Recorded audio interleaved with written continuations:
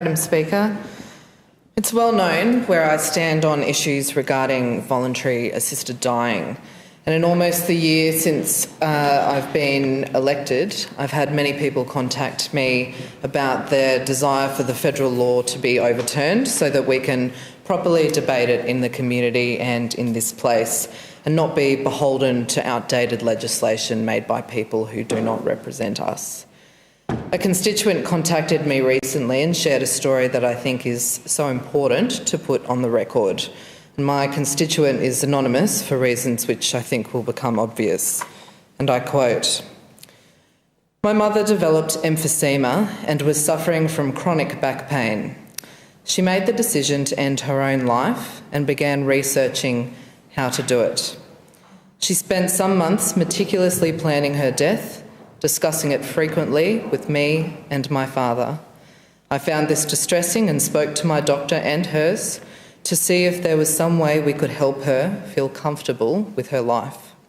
They could offer no solutions other than having her committed and placed on suicide watch.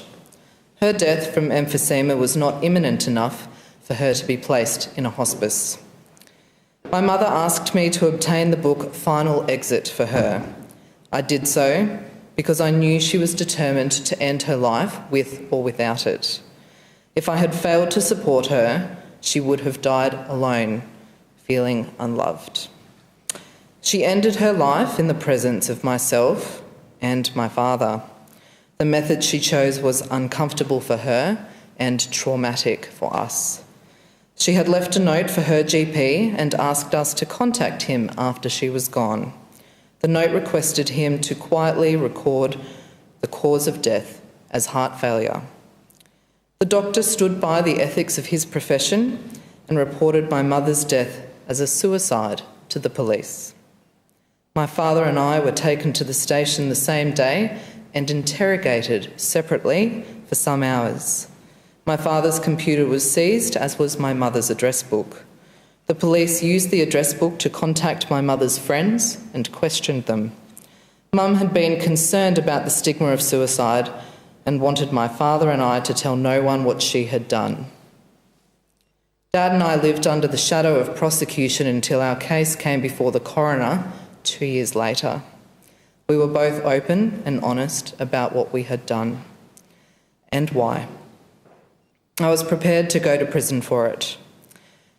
Thankfully, the coroner ruled that although I had a case to answer, when I obtained the Final Exit book, it would not be in the public interest to prosecute me. I supported my mum when she ended her life because anything else would have been a betrayal.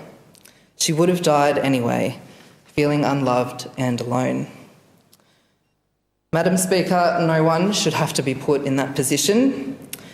Not the person suffering and not the family member, friend or carer.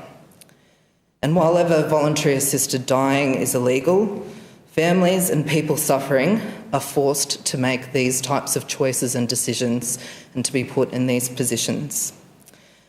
These sorts of stories, Madam Speaker, further underline my resolve to have the federal law changed so that we can have a real debate in the ACT community and in this place.